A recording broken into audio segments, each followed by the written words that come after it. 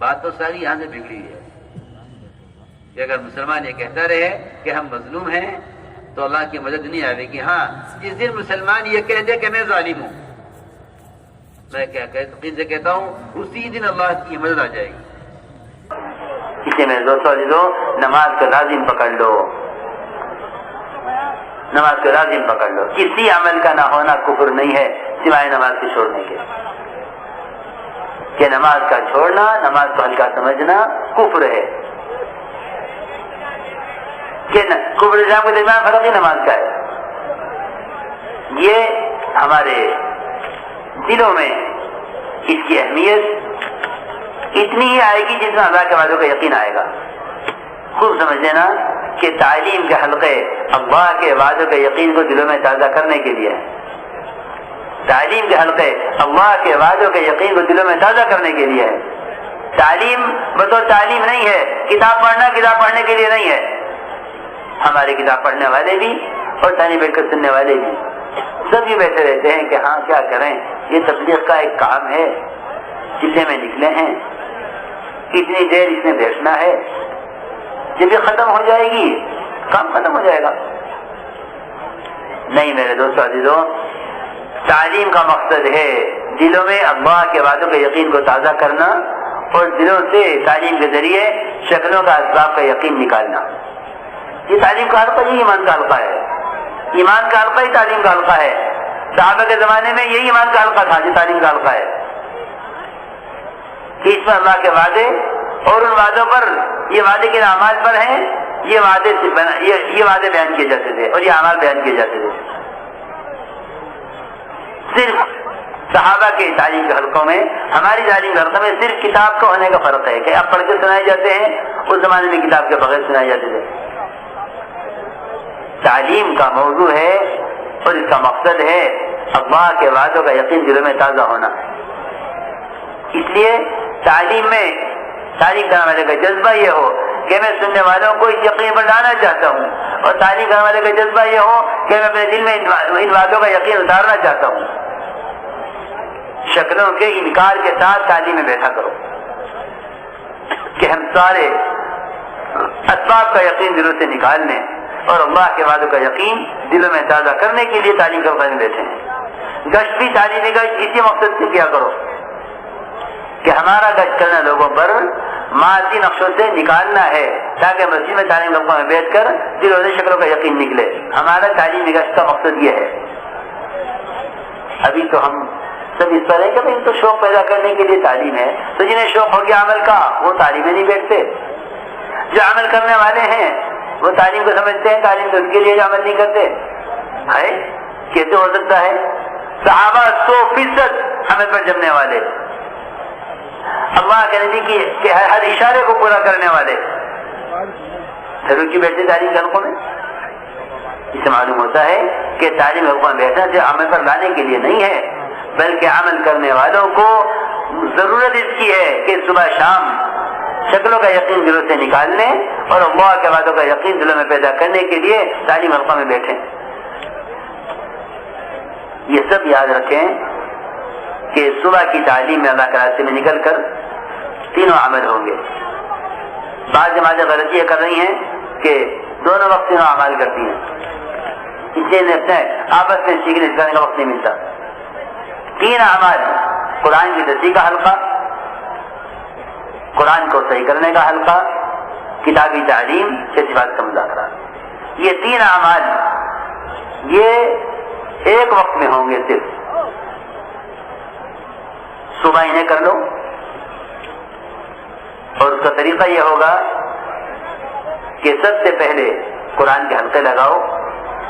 جس ساتھی کا قرآن جماعت میں زیادہ صحیح ہے، اگر پوری جماعت میں ایک آدمی کا قرآن صحیح ہے تو ایک ہی حلقہ لگنا چاہیے، چاہے 15 ساتھی ہوں 25 ساتھی ہوں، ایک ہی حلقہ، 2 حلقے نہیں. اگر قرآن صحیح پڑھنے والا ایک ہے، 2 ہیں تو 2 حلقے لگا لو، 3 ہیں تو 3 حلقے لگا لو. لیکن ایک حلقے میں ایک صحیح قرآن پڑھنے والا ہونا انتہائی ضروری ہے تاکہ یہ ان سب کا قرآن درست کرائے. کتنی دیر ہو جنہیں کام کرنا ہوتا ہے وہ یہ نہیں پوچھا کرتے یہ کام کتنی دیر ہو،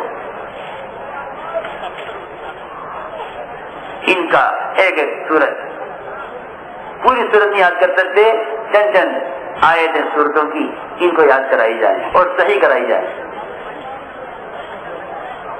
اس کے بعد کتابی تعلیم ہو، میں صبح کی تعلیم عرض کر رہا ہوں، اس کے بعد کتابی تعلیم ہو اور صبح کی تعلیم میں منتخب احادیث سے تعلیم کی جائے،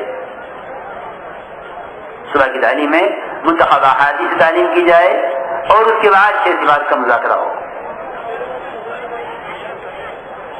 ظہر کے بعد بقیہ کتابوں سے تعلیم، فضائل اعمال، ما فضائل الصدقات، حکایت صحابہ، ان کتابوں سے ظہر بعد تعلیم ہو اور باقی وقت میں تعلیم کا نوجوان بچے اس میں ساتھی آپس میں بیٹھ کر سیکھنا سکھانا کریں، تحیات، دعائے قنوت، سبحانک اللہم، ثنا وغیرہ یاد کریں اور اپنی نمازوں کو روزانہ بیٹھ کر درست کرنے کے لیے وقفاجت کریں۔ یہ ایک ایسی غلط معمول شروع ہو گیا ہے کام کرنے والوں میں کہ دوسروں پر محنت کے تقاضوں کی وجہ سے خود اپنے اعمال، خود اپنی نمازیں ناقص ہیں اور دوسروں پر محنت کے لیے اپنا کام چھوڑ کر نکل جاتے ہیں۔ نہیں دوستو، دیکھو،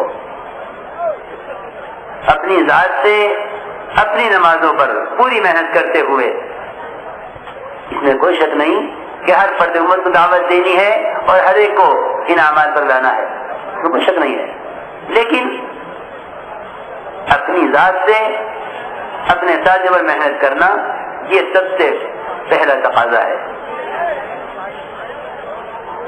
تو میں نے عرض کر دیا ہے کہ صبح کی تعلیم میں یہ ترتیب ہوگی: قرآن کے حلقے، منتخب احادیث سے تعلیم، 6 صفات کا مذاکرہ۔ شام کی تعلیم میں بقیہ ساری کتابوں سے تعلیم اور ان کے ساتھ بقیہ وقت میں آپس میں بیٹھ کر سیکھنا سکھلانا، یہ تعلیم کا طریقہ ہے۔ تعلیم کے ساتھ تعلیمی گشت ہوگا، دو ساتھی، دیکھو میں کیسا کروں، کیا کروں، جو کہتا ہوں وہ کرتے نہیں ہو، جو کر رہے ہو اس کو اصل سمجھتے ہو۔ گشت کرنے والوں کی اندر کی بے چینی، بے قراری، یہ مطلوب ہے، یہ نہیں ادھر کو نکل کے مسجد کے دروازے سے تو چاچا آ جاؤ بھائی تعلیم ہو رہی ہے، چلو وہ ہو گیا، بس امیر صاحب سے کہہ دیں گے کر لیا تعلیمی گشت، نہیں، ایک اندر بے چینی، بے قراری، کس طرح اللہ کے بندوں کو اٹھا کر اس حلقے میں لے آئیں، کیسے شکلوں کا یقین دلوں سے نکلے اور کس طرح اللہ کے سچے وعدے دلوں میں اترے۔ میرے دوستو عزیزوں، اس غم اور فکر پر اللہ تعالیٰ دلوں کو پھیریں گے، ایک ایک کی خوشامد کر کے اسے نقد تعلیم حلقے میں لے آؤ۔ تعلیمی گشت تعلیم کا وقت بتانے کے لیے نہیں ہے، تعلیمی گشت موجودہ تعلیم میں لا کر شریک کرنے کے لیے ہے۔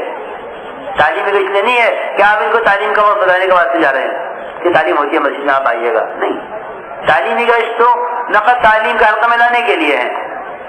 اور یہ بات ہماری یاد رکھنا، یہ تعلیمی گشت اپنے مقام پر بھی ہوگا، اللہ کے راستے میں نکل کر بھی ہوگا، یہ تعلیمی گشت دونوں جگہ ہوگا، یہ تعلیمی گشت دونوں جگہ ہوگا، اپنے مقام پر بھی ہوگا